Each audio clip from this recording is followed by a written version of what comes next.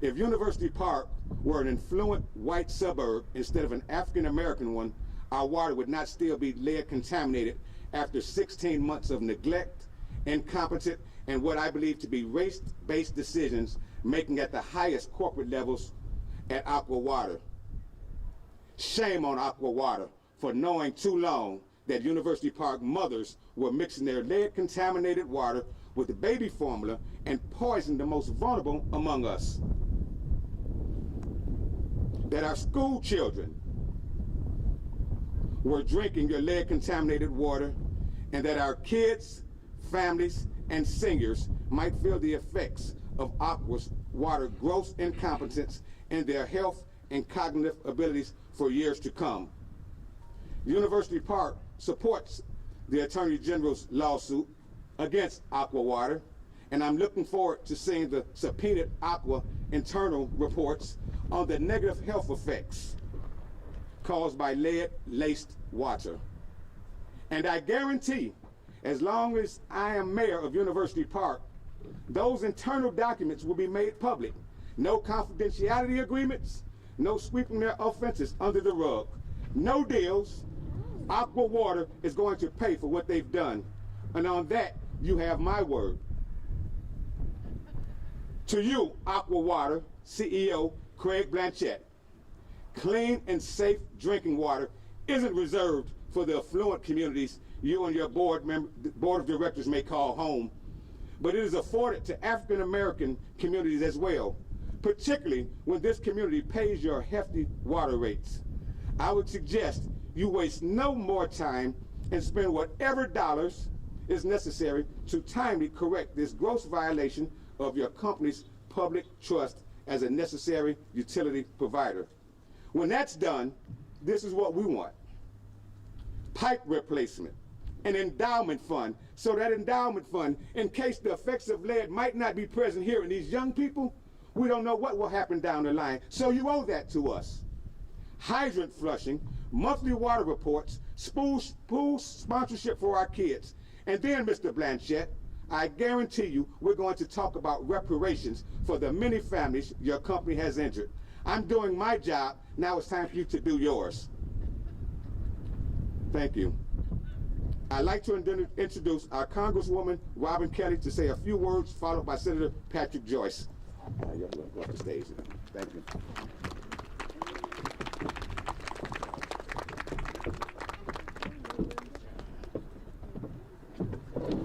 Good morning, everyone. Thank you, Mayor. Thank all of you for taking the time to come out. You do deserve a round of applause because everybody doesn't do that. I just got home from D.C. last night, and we are still fighting to get the HEROES Act passed. We're making some changes to see if we can get some of the Republicans, mainly Mitch McConnell, to approve that bill. In that bill is more money for testing, contact tracing, more money for treatment, money for our essential workers, money for each family. You know how you received a check for $1,200 before? We want to repeat that again. Putting in more money for small businesses. But the problem is, to be honest, they don't want to give money to states led by Democrats or cities led by Democrats. So that's the problem. And we don't want to pass a bill where our cities, no matter how large or how small, or our states don't get money, because we didn't know the coronavirus was coming. The amount of money cities, no matter how big or small, had to spend and states had to spend was unknown. So of course they're in deficit or in debt. So we're trying to see if we're really pushing hard to fill that deficit. The other thing is, even though supposedly the California judge is putting a stop on this, but we desperately need you guys to fill out the census. We need you to fill out the census. They count people, and if you don't fill out the census, if you're not counted, then less money will come to the state of Illinois, less money will come to University Park. So we need everyone to do their part. And then the other thing is, I'm not going to tell you who to vote for. This is not that kind of thing, but I'm just going to ask you to vote. And if you are voting from home, get your ballot, vote early. If you're voting in person, vote early. You don't have to wait until November 3rd. There's been various things done to slow the vote down or maybe to make sure the vote is not counted, and we are asking you not to play into that. I've been working hard on healthcare issues. I've been working hard on gun violence prevention issues. We've been working hard on economic development. I know you know Amazon is all over the Southland now, which will bring thousands of jobs, and we are still pushing for an airport. We are 90% plus there. We just have to do a little bit more convincing, but we are there, and the airport is needed. It doesn't make sense for people to have to go to Rockford to have goods delivered when we can do it right here. And we do have the economic development to support another airport. Yes, we do. So I want to thank you guys for all of your support. Again, please don't forget about the census. It's so important.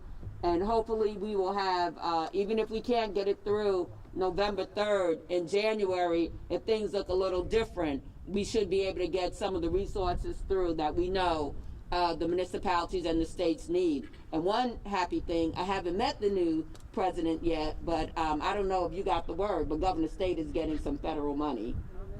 I don't know if you got the word, but it is for one of your projects. So, all right. And so there is money coming in. There's no earmarks, but municipalities and colleges and nonprofits, there is grant money that people have to apply for. So you guys did a great job. Thank you so much. Thanks for being great citizens.